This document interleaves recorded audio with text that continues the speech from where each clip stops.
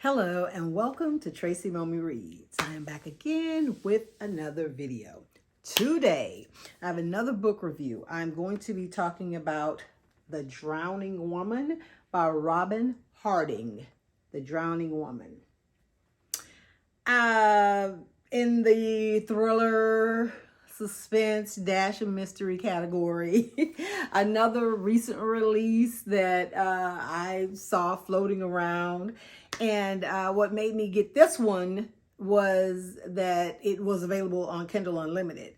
And I was kind of in between books because, like I told you guys in some other videos, I have recorded so many videos, but for any books that I'm reading that are current, that are kind of out there right now, I want to take advantage of the conversation, so I'm bumping them up. So I have videos scheduled that I recorded before this one, but they probably won't air until, later this month or next month. So anyway, The Drowning Woman. I really enjoyed this one. Just like I mentioned in the last book review for First Lie Wins, when this one starts off, there isn't a murder. Most of these suspense, thriller, mystery type books, they always start off with a murder, and then there are police involved. And throughout the book, we're trying to figure out who done it, right? Now there was a bunch of whodunits in here because it was like a lot of betrayals and treachery and, stuff going on. And we were trying to figure out who, what everybody's angle was, because, all the narrators were unreliable and they seemed a little shady. And, you're trying to figure out who's on the up and up and who's not. Let me go ahead and give you a premise of the story real quick. There's this woman by the name of Lee. She was very successful. She was a restaurant, owner, chef, and she was kind of living the life, just living out her dream and doing what she loved. And then the pandemic happened. And, just like in real life, as a lot of during that whole time, a lot of small businesses went under because they weren't able to have customers come in. A lot of businesses were able to pivot to curbside or delivery and things like that. But some, smaller businesses, they never rebounded. And, there's a lot of places in my area that they're still closed. They just weren't able to come back, even with, I'm assuming they qualified or applied for the government assistance, and, maybe they did or didn't. But in this book, it has a touch of reality because that's what happens to Lee.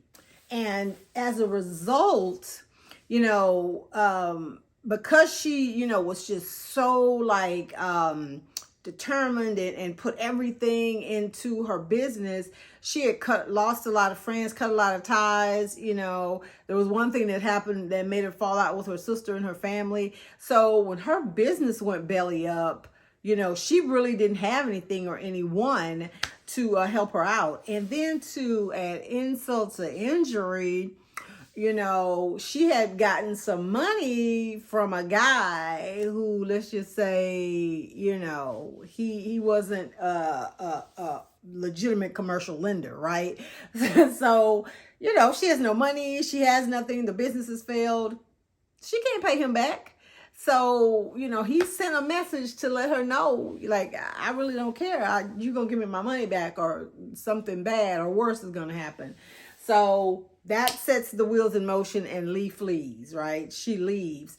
And as a result, she ends up homeless, for the first time in her life. And it was a very powerful opening. This first paragraph, I'm actually going to read it to you. This is the first paragraph of the book. So actually, when I was reading this paragraph, I didn't know where the hell the story was going. In sociological terms, they call it the fundamental attribution error. Basically, it means that when people see someone in a bad situation, they tend to believe that individual brought it on themselves.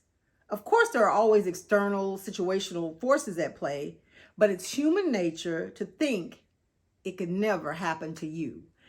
And that just, I was like, whoa, because that is so true.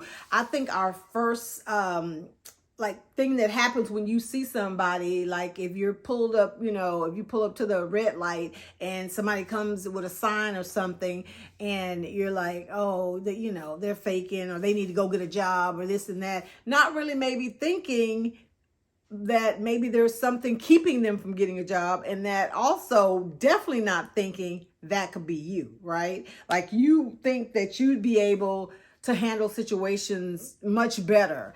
And it goes on in that same opening paragraph to say, you'd fight back differently if attacked.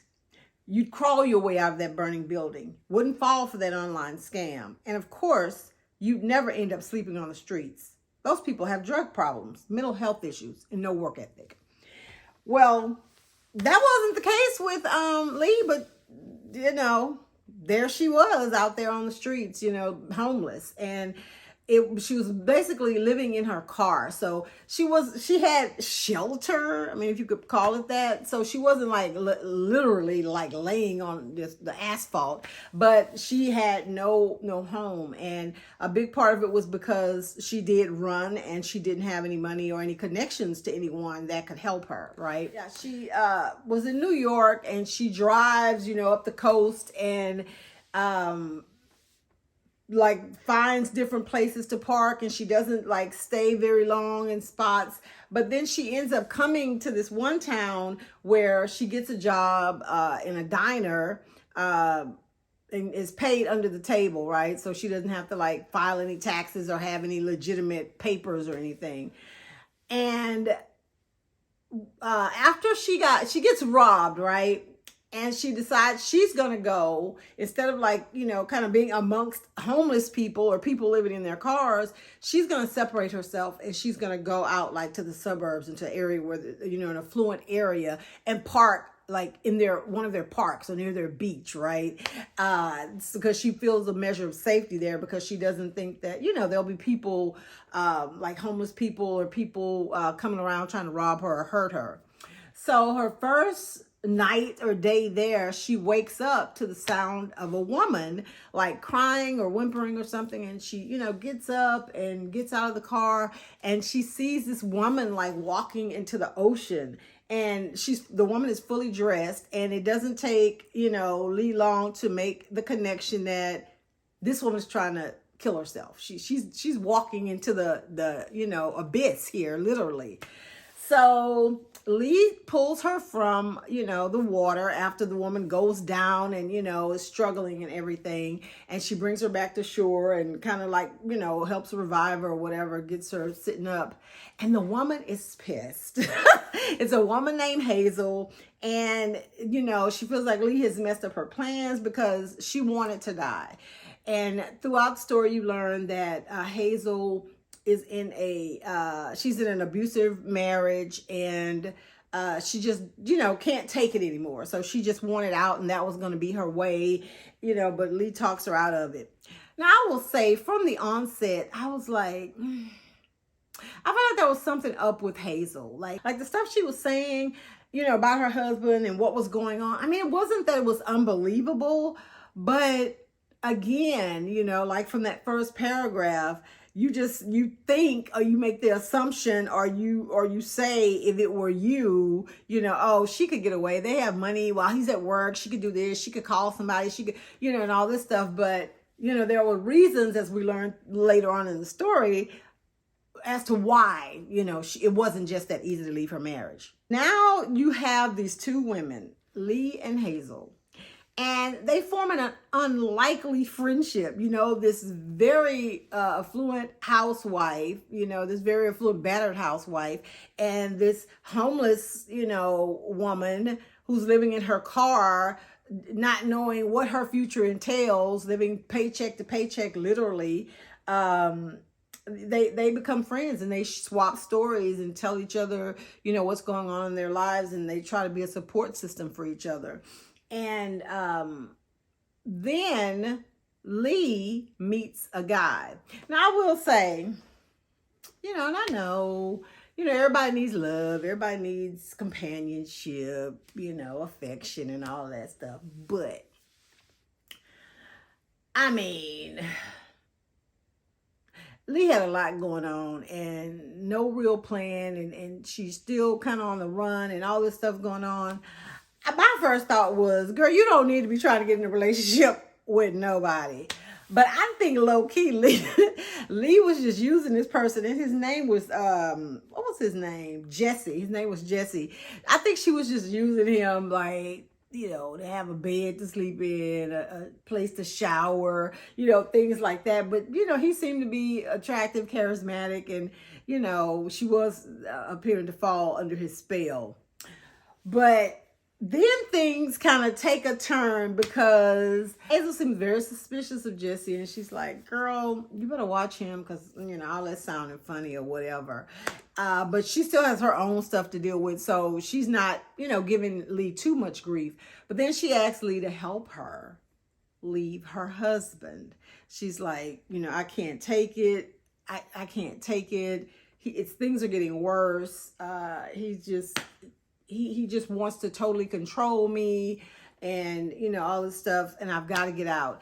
So they devised this plan because, ironically enough, now I will say that I felt like this was rather convenient, but then again, when you think about Lee's actual background, you know, you forget that, you know, she was actually a successful woman, and her family, like, you know, she took swim lessons with her sister in the summers. They went vacationing when they were, you know, kids. So she came from like a well-to-do family. You know, I don't know if they were as wealthy as like Hazel's current situation with her husband.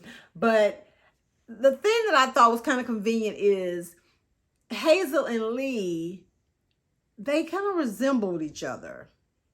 So think about where all that could go. I mean, Lee was a little worse for wear and a little scraggly and different things because, you know, she wasn't able to go get facials and get her hair done and nails and all that, which her friend Hazel did splurge on a day at the spa.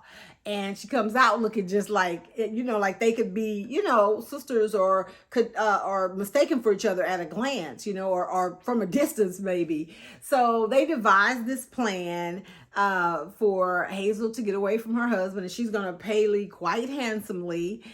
And that's when the book takes a turn and kind of goes off the rail, because the first half of the book, it's all in Lee's point of view. So it's 2 points of view. The first half is in Lee's point of view, or basically told from her point of view. I don't know, but we're seeing everything through Lee's eyes, right? But then the second half is Hazel, and there comes an unraveling of everything that we read in the first half, that you go back and you realize that maybe a lot of it wasn't quite true, you know? So that is where I was really like, you know, the story picked up more for me, and I was just really like, oh my God, so what about when she did this? What was the reason for that? But everything was very calculated, I will say that. And then you also come to learn the role that Jesse played in it, if that's his real name, you know. And we even get to meet this abusive husband and what his role was in everything. So you just start questioning yourself as you're reading, like, the big question was, who was really the puppet master of everything that was going on in this story, right? It was really a good read. You know, much like in First Lie Wins, again, there's like a cat and mouse type thing as the characters are trying to stay a step ahead of each other as things start to unfold, and you know, people's lives are on the line, so they're having to do what they have to do to stay alive and to keep their livelihoods. The 6 degrees of separation was crazy. The 6 degrees of separation was insane, and how all of these characters kind of were connected to each other in a way, right? I will say that it was another satisfying ending for me. I think that the way that the author chose to wrap things up, again, it was kind of, you know, almost like a happily ever after-ish type of situation. And with no, you know, like real, like answered questions or unsolved pieces of the story. Everything like made sense and came together, you know, at the very end. Even though for a minute there I was like, oh my God, but then he's gonna come back. Oh, she's gonna do, you know, I really thought that there were gonna be some other things that happened because it seemed that every turn something else happened, you know, which was a good thing. You know, it kept the story interesting and entertaining throughout. So yeah, if you love, you know, like thrillers that kind of build up to where midway through, not unlike, you know, this reminded me of, not necessarily in the story. I mean, maybe some of the elements are similar, but just as far as the pacing goes, like with Gone Girl, like, you know, we have all this stuff, you know, with her husband, with Nick, you know, the police, and she's missing and what happened. And then when you hit that halfway mark and you realize what's actually going on or who orchestrated what, it's very, you know, that kind of pacing in The Drowning Woman. So if you liked Gone Girl, you probably will really enjoy this. Or even First Law Wins, I think, like with the cat and mouse and trying to figure out who's doing what, there were some elements like that in this book as well. Yeah, thriller, suspense, mystery. It checks all the boxes for a story in that genre. And there is a murder, although it's towards the, you know, middle of the book, that actually, I don't even know if that one gets solved now that I think about it, but didn't take away from the story, didn't detract from it at all. I would highly recommend The Drowning Woman.